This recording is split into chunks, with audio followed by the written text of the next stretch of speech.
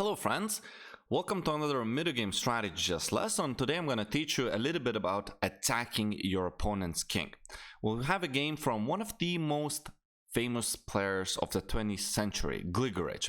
And it's one of the model games that will boost your attacking skills, and you can copy some of the great ideas that he used in this game. But before I show you that, I would like you to just pause the video and think, how would you proceed here if you had to play with white pieces?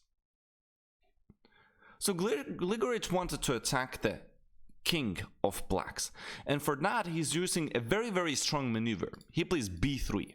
Idea is very simple. I want to go bishop to c1 and transfer the bishop onto the long diagonal where the bishop looks at the opponent's king. Now b3 also supports a knight, and perhaps even in some cases, if it's relevant, we can build a battery with queen and bishop.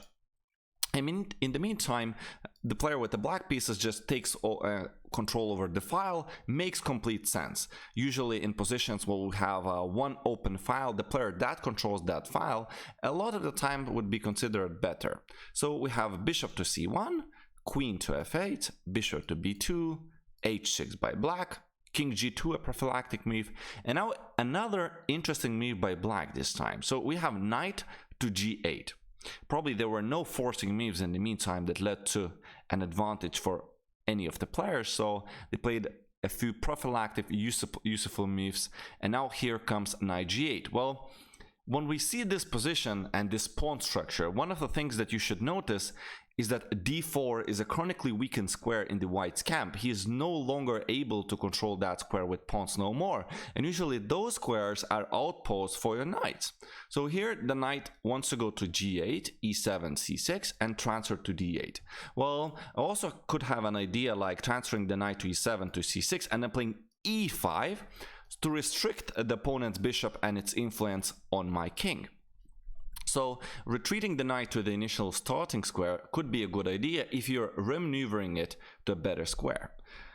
Now white plays knight e5, and this is a fork. The bishop is unprotected, so white wins a bishop pair this way. Black must take on e5, bishop takes e5, and black remaneuvers his knight. Here comes a very interesting move. White opens up the file, bishop to b5, and asks a question. Should you want to exchange the rook here as black? Well, if you take and rook takes d1, I think that white keeps a clear advantage. All of his pieces are good. We also have the bishop pair. I believe that, again, a weakness on e6, knight is questionable, bishop is questionable, whereas my pieces simply look amazing. White definitely has an advantage here. So black decides to go for the tricks. And one of the tricky moves here is knight d5. As you can see, that's pinned. So if we take on d7 now, there is a royal fork on queen and king, and white is losing the game. So instead, white sees that knight is coming to e3, we have to stop it, queen c1. And I have an exercise here for you. So calculate it out. I want you to just find one extra move for white. So knight e3, queen takes e3, rook takes d1, rook takes d1, rook takes d1. In that position, white to play. Find a good move. Alright, so let's follow that. Knight e3, queen c1, rook takes d1, rook takes d1, rook takes d1. And one of the things we could notice is that this pawn is free to take. And white simply has a deadly attack. Queen is around the king. We have bishop h7 that follow, bishop to c4.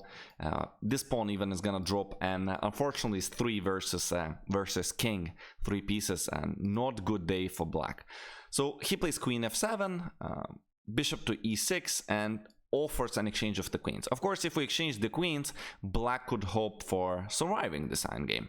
So nevertheless, white keeps the queen on the board, create additional threats like checkmate with queen f8, and black just decides to come back and take that first rank or 8th rank for black under control. And after bishop f7, black simply resigns. Unfortunately, white's activity is overwhelming, 3 pieces versus a king, and we can create threats very easily. For example, queen to c6 and then queen to g5. And the only way to defend from checkmate would be rook g8, after which you're losing a lot. So for example, I take, and you cannot even take back due to checkmate on g7. And again, there is no good way to put the queen on. For example, if you play queen h6, this is a free queen due to the pin, and there are simply no good squares. For example, rook f8 is another move you could try, but then bishop g6, rook takes f4, and say I would even take that. And this is a very sad position for the opponent. For example, say he plays something like rook f8, and I just save the bishop, I am a million pawns up.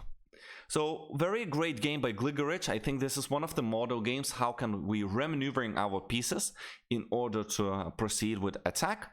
If you enjoyed that, please do subscribe to my channel. I will be uploading a lot more videos. Stay healthy, my friends. Continue loving the game. Leave some comments if you have questions, and play chess. See you tomorrow in the next video.